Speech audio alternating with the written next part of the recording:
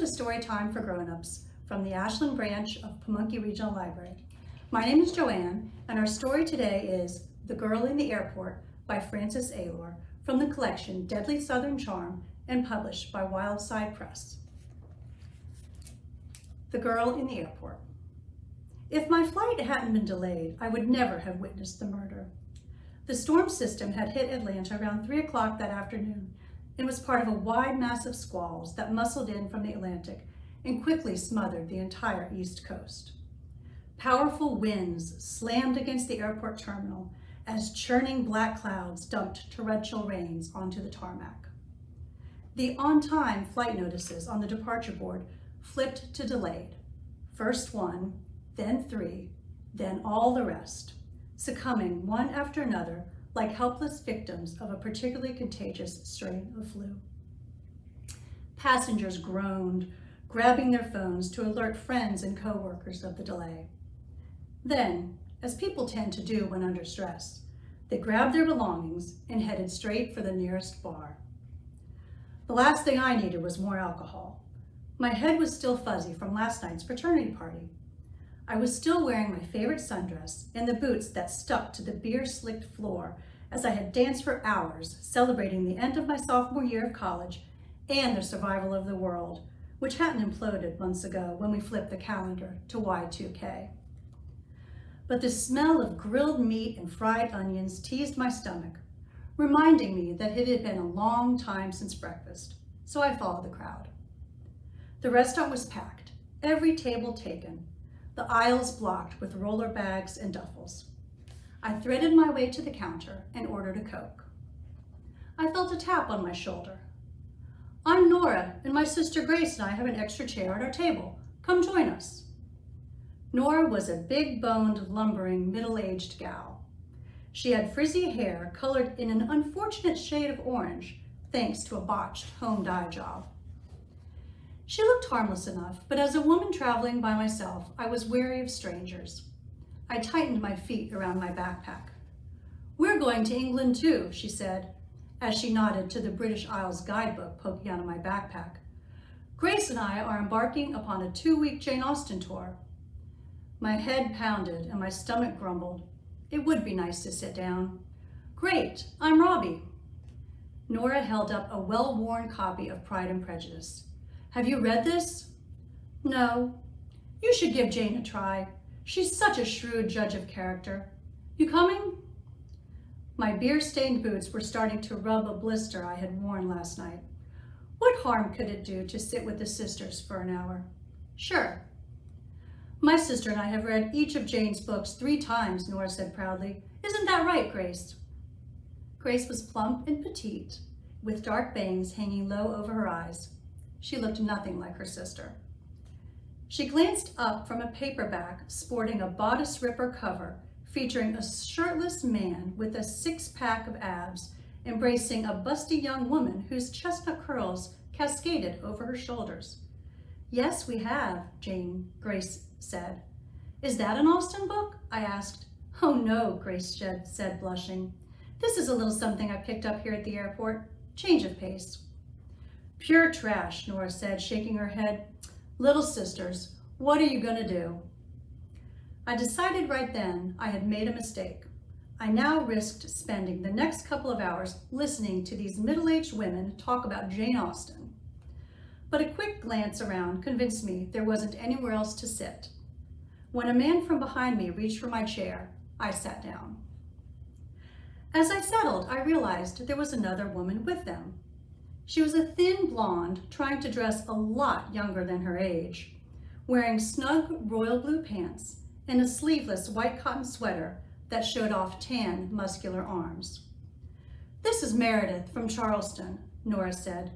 "We met her earlier in the bookstore, and she was gracious enough to let us share her table. Meredith, this is Robbie." "Lovely to meet you, Robbie," Meredith said. Meredith reminded me of several of my mother's overachiever friends. She had that confident, moneyed look of a woman who organized charity fundraisers, served as president of her garden club, played a mean game of tennis, and in her spare time tutored underprivileged children at the local elementary school. Grace and I are going to fight our way to the counter to order some food, Nora said. Can we bring you two something? Nothing for me, thanks, Meredith said, gesturing toward her empty salad bowl. I've already eaten. I pulled a crumpled 20 from my pocket. I'm starving. I'd love a barbecue and onion rings. Nora raised a hand in protest. We'll cover this, honey. You save your money for your trip. Thanks, but you don't need to do that. Our treat, Nora insisted. We'll be right back. I pushed my backpack under the table. Thanks. Picking up her wine, Meredith smiled. Tell me, Robbie, where are you headed? She very deliberately wrapped her tongue around each word of her southern drawl, the way I'd done at parties when I knew I'd had too much to drink, but was hoping no one else would notice. I'm meeting my cousin Sarah in England. We're backpacking through England, Wales, and Ireland. Sarah, a history professor and genealogy buff, had offered to foot the bill if I would join her to help research our family tree. While weeks spent digging into dusty church records and rambling through ancient cemeteries wasn't exactly my top choice for a summer vacation, it seemed the only way I could afford a European trip, making it an irresistible offer. Sounds like fun, she said. Yep. You don't seem too excited. I remember my first summer in Europe. I couldn't wait to get on that plane. I am excited. It's just that... I paused. Let me guess. There's a boyfriend involved, and he doesn't want you to go. Am I close? Not exactly. If only Nate had demanded that I stay. But after spending almost every day with me for months, he had suddenly lost interest and transferred all his attention to my roommate, Fontaine. I pretended I was fine with the two of them hanging out night after night in a dark corner of the library. But inside, I was in agony, losing sleep, skipping class, and barely squeaking through my econ finals. How could I think about the Laffer curve, or the Kansian cross, or maximizing expected utility when my heart was breaking? It was a relief to finally blurt out the truth. My boyfriend Nate dumped me for my best friend. It seemed like a good time to leave town. Meredith nodded sympathetically. That's a tough one. What happened? I had spent a lot of sleepless pre-dawn hours trying to figure it out. It wasn't that she was prettier than me. We looked a lot alike. Both of us were tall with long dark hair. Freshman year, people even thought we were sisters. We were both athletic. I had a killer serve in volleyball. She was a star on the lacrosse team. And we both liked to joke around. I would tell funny stories about what happened in class, and she would laugh so hard that she'd snort milk out of her nose. The real reason had to be money. Fontaine's dad had a big job at a Fortune 500 company. Her family had vacation houses and trust funds. My dad died when I was 15, leaving behind a small insurance policy and a long list of debts. Nate was as poor as I was. Fontaine's wealth drew him like ants to a picnic. She's rich, I'm not. Men can be so stupid, Meredith said, always chasing sex or money or both. Believe me, better to find out the truth about Nate now than after you've spent your whole life trying to please him. And then he dumps you anyway for some young floozy. It sounded like she was talking from personal experience. Your husband did that? I asked. Yes. She's half his age, younger than our children, and he's making a complete fool of himself over her. She shrugged. Ours was a typical story. I worked to put him through pharmacy school and then stayed home with the children while he built his empire. I used to think, poor dear works so hard. He was never at home, always traveling to visit his string of drugstores, and he finally sold to one of those mega chains for big bucks. And then I found out he'd been doing more than working during his travels. He'd been having an affair with one of his pharmaceutical sales reps, divorced me, and now plans to marry her. She was giving me a lot more details than I really wanted to hear, but I was stuck until Nora and Grace came back with our food. I'm sorry. Don't be. I'm better off without him. And the good thing is, he doesn't have anywhere near the money she thinks he does. She leaned forward, glancing around to see if anyone else was listening. "It's amazing how many assets you can get your hands on when you have a clever lawyer and a determined forensic accountant," she whispered. "I got the Mercedes, the River Place, his antique car collection, his racehorses, and half his stock portfolio, plus our house and everything in it, including his own special stash of exotic pharmaceuticals." Her laugh was bitter. "She gets him. I got the better deal." It made me feel a little bit better about losing Nate. As much as I loved him, I knew he was the restless type who would always struggle to be faithful. Maybe it was better to split up now than to have my heart broken again and again. "To lost loves," Meredith said, raising her glass. I nodded as Nora and Grace came back to our table. "They're really backed up, but the waitress promised she'd bring our food over as soon as possible," Nora said. "We can squeeze in one more, can't we?" Grace asked. "This is Shelby. We met her also in the bookstore earlier today. She's another Jane Austen fan." Shelby's long blonde curls reminded me of the woman on the cover of Grace's Body Ripper. She was maybe 35, dressed in a shimmering peach tank top and white stretch pants.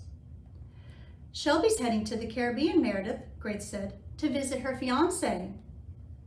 Shelby settled into a chair, setting her glass of red wine on the table. "I was supposed to go down there yesterday, but I had this project I had to finish for work first. And now with this stupid weather, my flight's delayed. Just my luck." "But once you get there, it'll be wonderful," Grace said, her eyes bright as she glanced at the rest of us. "Shelby's story is so romantic. She fell in love with an older man who was funny and kind, and best of all, rich. It's like what Jane Austen said. You remember, Nora, that first line from Pride and Prejudice?" "Of course," Nora said. "It is a truth universally acknowledged that a single man in possession of a good fortune must be in want of a wife." She smiled. "Shelby, tell us about him." "There's not a lot to tell. As Grace said, he's quite a bit older than I, which made me shy away from him for a long time. But he was so persistent, sent me flowers, took me out to dinner. We spent a long weekend in the Bahamas, and now we're meeting in St. Lucia." "He's a widower?" Nora asked. "No. He's recently divorced from a real tyrant of a wife. I've never met her, of course, but from what Carl says, she's quite a cold fish. After all, men don't wander when their wives keep them satisfied, right?" Meredith coughed, her face turning bright red. "Are you okay?" I asked, patting her on the back. She nodded as she cleared her throat. "Yes, my wine went down the wrong way." The waitress finally brought over our food and drinks. "I already know I'll need another Coke," I said, parched. "And I'll have another ginger beer," Nora said. "Refills all around?" the waitress asked. "Yes, a coffee for me," Grace said. "And Shelby, what are you having, a Cabernet?" "No, Merlot." Nora and Grace entertained us with stories of Jane Austen characters while we ate. After a while, the waitress returned, carefully balancing a large tray. She had just set my second soda in front of me when someone at the table behind her stood up, his chair smacking hard against her hips. The tray tipped, splashing coffee, red wine, and ginger beer all over Grace, Shelby, and Nora. "You idiot!" Shelby snapped. She mopped at her peach top with a handful of napkins. "You'll lose your job over this. I want to see the manager right now." "Shelby, honey, surely you don't mean that," Meredith said. "It was an accident. You ladies go freshen up. I'll order a fresh round of drinks on me." The waitress gave Meredith a grateful smile as she wiped up the spreading liquid. She came back quickly with a new round of drinks. "No charge for these, ma'am," she said. "I'm so sorry, but it's really tight in here, what with everyone squeezed in, and grumpy because they've missed their connections." "You don't need to explain, my dear," Meredith said. "It was obviously an accident, and those ladies have plenty of other outfits they can change into." "You have such a calming influence on everyone," I said as the waitress walked away. "I'm not sure I would have handled that nearly as well." "Things happen," she said simply. I kept working on my onion rings as we waited for the others to come back. Finally, Meredith said, "Robbie dear, can you let them know our drinks are here? I can't imagine what's taking so long. Grace's coffee is getting cold. Of course. I headed down the hall to the ladies' room. About 6 women were outside the door waiting to get in. They glared at me as I made my way around them. Looking for my friends, I said apologetically. Nora, Grace, I called out, you guys in here? Nora and Grace, now changed into new outfits, were standing in front of the sink drying their hands. Meredith was getting worried about you. I looked around. Where's Shelby? Here I am, Shelby said, pushing open the door at the end of the stall. She tugged at her blouse as she approached the mirror. I'm not happy about this. My top is ruined. That wine stain is never coming out. She was still grumbling as we returned to the table. I can't believe that waitress was so stupid. I still think she should get fired. Nora and Grace looked uncomfortable as they settled in beside her. It could have happened to anyone, Nora said. It is really crowded in here. I mean, I know it's terribly annoying, but I don't think it was her fault. We should at least get compensated for our ruined clothes, Shelby insisted. She quickly knocked back her Merlot. Why don't we focus on our vacations, Grace said. Think of all the good times we're going to have. Nora picked up her ginger beer. I'm really excited about our trip. We'll be staying at this quaint little hotel in Salisbury, the Red Lion. It dates back to the 13th century. And we'll visit the church where Jane Austen's father preached, Grace said, and Montacute House, where Sense and Sensibility was filmed, and the gardens of Stourhead used in the movie Pride and Prejudice. That's right, Nora said, nodding. And then we'll finish up at Winchester Cathedral, where Jane is buried. Shelby suddenly clutched her stomach. I feel sick. She jumped up and headed for the restroom. What was that all about? Grace asked, watching her sprint down the hall. Probably gulped your wine too fast, Meredith said. That can really mess with your tummy. The rest of us finished our meals while Nora and Grace shared more details about their trip. When Meredith signaled to the waitress for the bill, Grace said, Shelby's been gone a long time. Maybe we should go check on her. Nora stood up. Good idea. Let's make sure she's all right. As they walked away, the blare of the intercom cut through the chatter of the diners. Ladies and gentlemen, good news. The storm has tapered off and we will resume our regular flights shortly. Please proceed to your assigned gates. About time, I said. Meredith began to gather her belongings. Thanks for letting me vent, Robbie. I get incredibly frustrated every time I think of my ex-husband. Can I show you his picture? Sure. She handed me a dog-eared photo of a handsome older man and a much younger woman, their faces close together, her lips drawn in a sexy pout. Meredith, this woman looks a lot like Shelby. She does, doesn't she? She grinned. My private investigator took that for me. Your private investigator? I hesitated. You knew she'd be on this flight? No, but I knew Shelby was meeting Carl in St. Lucia. I had hoped to get there first with a little surprise for them. Some of those exotic pharmaceuticals that he was gracious enough to leave behind. Meredith picked up Shelby's empty glass and shoved it in her purse. Just then we heard loud screaming from the direction of the restrooms. Call 911, someone shouted. Meredith, what have you done? I asked.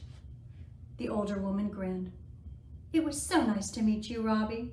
I hope you have a lovely time in England. And forget about Nate. He sounds like nothing but trouble. Meredith, you can't get away with this. Though the police will catch up with you. Even in St. Lucia. Meredith stood up. There's been a change of plans. I don't need to go to St. Lucia now. She pushed her roller bag into the aisle. I think I'll head to Montenegro. Why Montenegro? She smiled.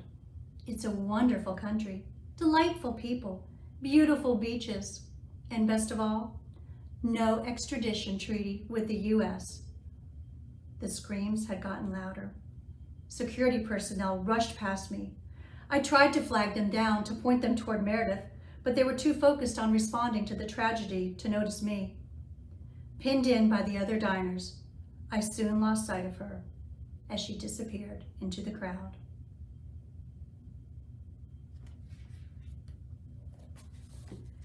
Thank you for joining us today for Storytime for Grownups. We hope you've enjoyed our story. Look for us again next month when we will read a new story, something entirely different. Do you have a special story you would like to hear us read? Please let us know at the Ashland Branch Library. Thank you and enjoy the rest of your day.